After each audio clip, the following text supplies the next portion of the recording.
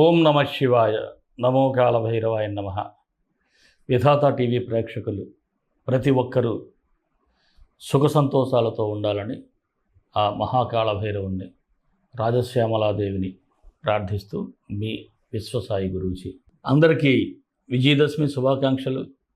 ఆ అమ్మవారి ఆశీస్సులతో అందరూ ఆనందంగా ఉండాలి, అష్టైశ్వర్యాలతో ఉండాలని భావిస్తాను.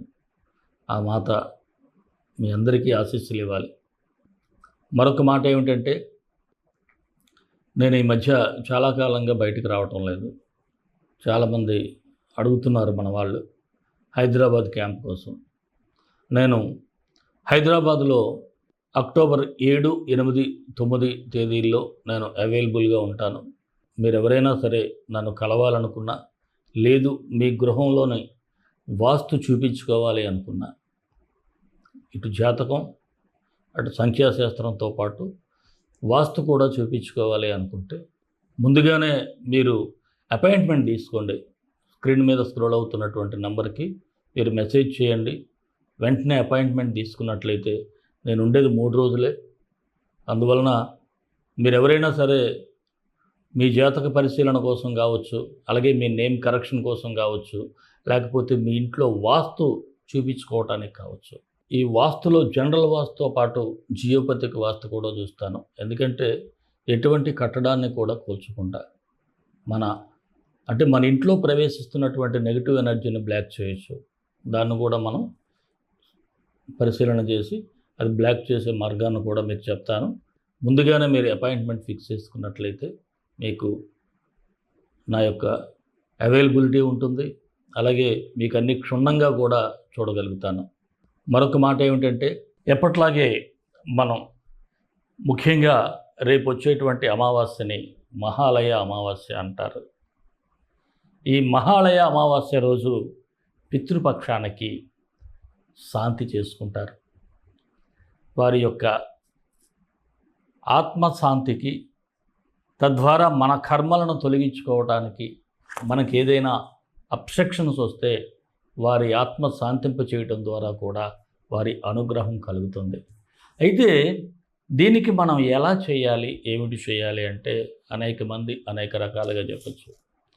ప్రతి మనిషి మరణించిన తర్వాత కాళభైరవ యాతన అనుభవిస్తాడు. అలాగే ఈ పంచభూతాలకు అధిదేవత అయినటువంటి ఎవరైతే శివకేశవులు కాళభైరవుణ్ణే పంచభూతాలకు ఒక అధినాయకుడిగా ఆయన ఏర్పాటు చేశారు. మన శరీరం కూడా పంచభూతాల్లో కలిసి ఉంటుంది. అలాగే అగ్నికి చివరిలో అర్పణం అవుతుంది. మనం ఇప్పుడు చేయాల్సింది ఏమిటి అంటే మహాకాళభైరవ శాంతి హోమం చేయాలి. తద్వారా పితృదేవతల ఆత్మకు శాంతి కలుగుతుంది. అగ్నికి ఎప్పుడైతే మనం అర్పణం చేస్తామో పితృదేవతలకి తప్పకుండా మీ యొక్క కర్మదోషాలన్నీ కూడా తొలగిపోతాయి. అలాగే రెండవ ప్రక్రియ ఏమిటి అంటే అన్నదానం. మనం ఎప్పుడూ కూడా అన్నప్రసాద సేవగా భావిస్తాం. ఎందుకంటే ఎదట వారికి అన్నం పెట్టడం ఒక భగవంతునికి పెడుతున్నట్టుగా భావిస్తాం. ఇప్పుడు మనం పితృదేవతలకు పెడుతున్నట్లుగా భావిస్తాం. మీ పితృదేవతల పేరుట ఇప్పుడు మన అనాథాశ్రమంలో పిల్లలకే కాదు, బయట కూడా నిరాశ్రయులకు మీ పితృదేవతల పేరుతో ఈ యొక్క అన్న ప్రసాద సేవ కూడా జరుగుతుంది. ఎవరైనా భక్తులు పరోక్షంగా పాల్గొనాలి అనుకుంటే ఈ స్క్రీన్ మీద స్క్రోల్ అవుతున్నటువంటి నంబర్కు వాట్సాప్ చేయండి. తప్పకుండా మీరు పరోక్షంగా పాల్గొన్నట్లయితే మీ పితృదేవతలు శాంతించడం ద్వారా మీ యొక్క కర్మలు, అంటే మీరు ఏదైనా పని చేసేటప్పుడు అబ్స్ట్రక్షన్స్ కలగటం, అంటే ఏదైనా ఆగిపోతూ ఉండటం ఏదో ఒక విధంగా, ఇవన్నీ తొలగాలి అనుకుంటే తప్పకుండా ఈ కార్యక్రమంలో పాల్గొనండి. మీకు తప్పకుండా కాళభైరవుని ఆశీస్సులు, మీ పితృదేవతల ఆశీస్సులతో మీరందరూ సుఖ సంతోషాలతో ఉంటారు. మరి రాశిఫలాలకు వెళ్ళే ముందు ఒక చిన్న మాట. మన వీడియోలన్నీ మీకు నచ్చుతాయని భావిస్తాను. మీ అందరికీ నచ్చాలని భావిస్తూ ఒక లైక్ ఇవ్వండి. అలాగే మన వీడియోల్ని మీ యొక్క బంధువులకు మిత్రులకు షేర్ చేయండి. ఎవరైనా మన ఛానల్ సబ్స్క్రైబ్ చేసుకోకపోతే వెంటనే సబ్స్క్రైబ్ చేసుకోండి.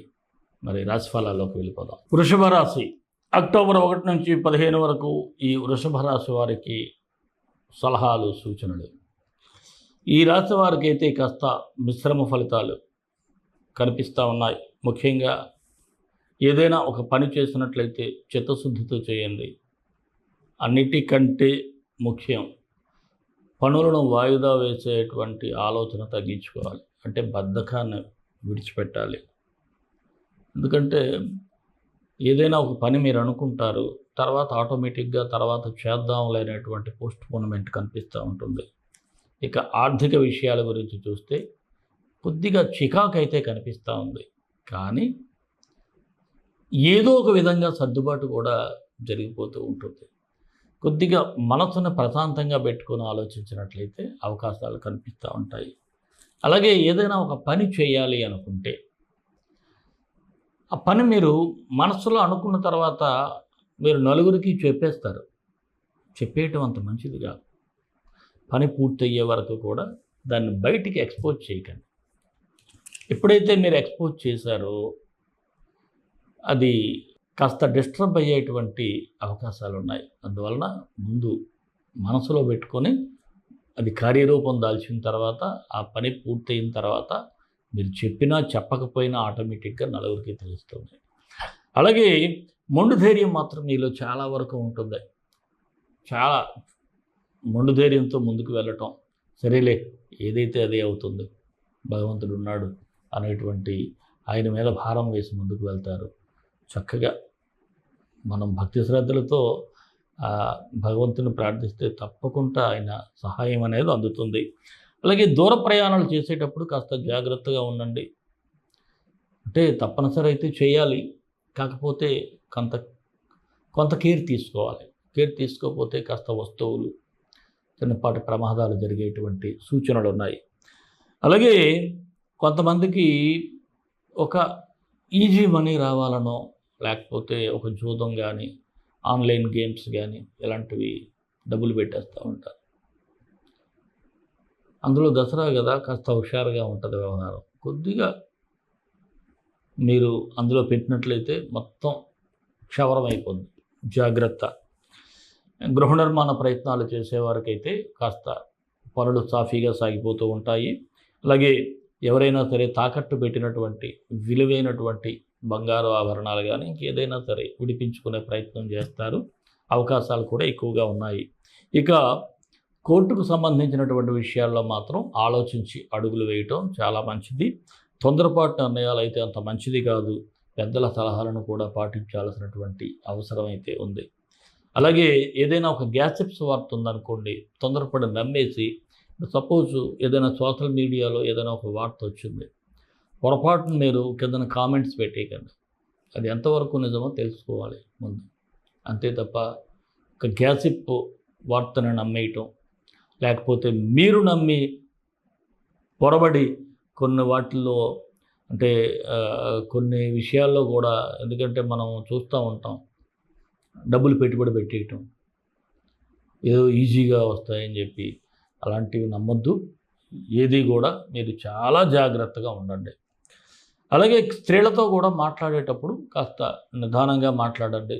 వారు ఏదైనా కవ్వించినా సరే పరాయి స్త్రీలు, మీరు అనవసరంగా ఆవేశపడద్దు.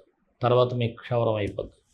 అలాగే విదేశీ ప్రయత్నాలు చేసేవారికైతే మాత్రం కాస్త ఆలస్య సూచనలు, అంటే వాయిదా పడే ఛాన్సెస్ అయితే ఉన్నాయి. వివాహం కాని వారికైతే మీ ప్రయత్నాలు కొంతమేరకు సఫలమవుతాయి, ముందుకు వెళ్తాయి. నిరుద్యోగులకైతే అనుకూలంగా ఉంది. ఏదైనా అవకాశాలు వస్తాయి. కాన్ఫిడెంట్గా ఇంటర్వ్యూలు చేయటం చేయండి. రాజకీయ నాయకులకైతే మీరు మీ ప్రత్యర్థుల మీద హ్యాపీగా అప్పర్ హ్యాండ్తో ఉంటారు, బాగుంటుంది. ఉద్యోగస్తులకు బదిలీలు ఉంటాయి, కాకపోతే చిన్నపాటి గందరగోళ వాతావరణం అయితే ఉంటుంది. కొద్దిగా జాగ్రత్తగా డీల్ చేయండి. మరి వృత్తి వ్యాపారస్తులకైతే బాగుంది, లాభాలు అయితే వస్తాయి. అలాగే కస్టమర్లను కూడా చాలా సున్నితంగా డీల్ చేస్తారు, అనుకూలంగా మాట్లాడతారు, వ్యాపారాలు పుంజుకునేటట్టుగా చేసుకుంటారు. భాగస్వామి వ్యాపారస్తులకైతే కొత్త ఒప్పందం చేసుకోవటానికి మాత్రం అంత అనుకూలమైనటువంటి సమయం కాదు. ఏదైనా ఉంటే మీరు మీ వ్యక్తిగత జాతకాన్ని మాత్రం చూపించుకోండి. ఇక ఎక్స్పోర్ట్ ఇంపోర్ట్ వ్యాపారాలు చేసేవారికైతే బాగుంది. షేర్ మార్కెట్ అయితే అంత అనుకూలంగా లేదు. రియల్ ఎస్టేట్ వ్యాపారస్తులకి కొంత ఆశాజనకంగానే ఉంది. చిరు వ్యాపారాలు చేసేవారికి మాత్రం చాలా బాగుంటుంది. ఇక కళారంగం వారికైతే చిన్నపాటి క్యారెక్టర్ అయినా కాస్త గుర్తింపు ఉండేటువంటి క్యారెక్టర్స్ కానీ, గుర్తింపు ఉండేటువంటి అంటే ఏ రంగం మ్యూజిక్ కావచ్చు, ఏదైనా సరే కాస్త మంచి మంచి అవకాశాలే వస్తాయి. అలాగే విద్యార్థులకైతే పోటీ పరీక్షలకు వెళ్ళే వారికి విజయం వరించేటువంటి ఛాన్సెస్ అయితే ఉన్నాయి. కాస్త గట్టిగా చదవండి. ఆరోగ్య విషయంలో మాత్రం కాస్త అప్రమత్తంగా ఉండండి. నిదానంగా వ్యవహరించాలి. ఫాస్ట్ ఫుడ్స్ అంత మంచిది కాదు. అలాగే జంక్ ఫుడ్స్ అస్సలు తినొద్దు. మసాలాలు తగ్గించుకోండి. ఎంత తగ్గించుకుంటే మీకు అంత బెస్ట్. మరి ప్రేమికుల విషయానికి వస్తే కొంతవరకు పర్వాలేదు. కాకపోతే చిన్నపాటి చిన్న చితగా ఉంటాయి. అవి అంత పెద్దగా మీ మధ్య ఇబ్బందులకైతే గురి చేయవు. మరి ఈ రాశి వారికి అనుకూలమైనటువంటి తేదీలు ఏమిటి అంటే 4, 7, 14 ఈ తేదీలు బాగానే ఉన్నాయి. మరి 2, 9, 12 తేదీల్లో మాత్రం కొద్దిగా జాగ్రత్తగా వ్యవహరించండి. ఆ రోజు ఉదయాన్నే చక్కగా మీ ఇష్టదైవాన్ని స్మరించుకోవటం, కాసేపు మెడిటేషన్ చేసుకొని నిదానంగా వెళ్తే ఆ రోజు మంచిది. మరి వృషభ రాశి వారికి మరిన్ని మంచి ఫలితాల కోసం విశ్వగురు సక్సెస్ మంత్రాలు పఠించండి, విజయాలు సాధించండి. ఈ రాశి వారు ముఖ్యంగా గణపతిని ఆరాధన చేయాలండి. ఎంత మీరు ఆరాధన చేస్తే అంత మంచిది. గం గణపతియే నమః అనే మంత్రాన్ని మీరు విడిచిపెట్టకుండా చెప్పండి. ఎంత చెప్తే అంత మీకు అడ్డంకులన్నీ ఎలా వచ్చి అలా తొలగిపోతూ ఉంటాయి. అద్భుతంగా ఉంటుంది. అలాగే ఒక బెల్లం ముక్కు, పంచదార, పటిక బెల్లం ఆయనకి నైవేద్యం పెట్టండి. చిన్నపాటి మీరు నోట్లో వేసుకొని మిగతాదంతా ఏ చీమలకో బయట పెట్టేసేవారు. బాగుంటుంది. అలాగే కేతువుకి కేతు గాయత్రి మంత్రాన్ని మీరు రోజుకి 18 సార్లు చదవాలి. చిత్రవర్ణాయ విద్మహే శరభరూపాయ ధీమహి తన్నో కేతు ప్రచోదయాత్. ఈ మంత్రాన్ని డిస్క్రిప్షన్లో ఇస్తాను, మీరు చదువుకోండి. మరి అవకాశం ఉంటే ఉలవలు నానబెట్టి గోవుకి తినిపించండి, ఇంకా మంచి ఫలితాలు ఉంటాయి. మరి మన ఇష్టదైవం కాళభైరవుడు, కాళభైరవ గాయత్రి.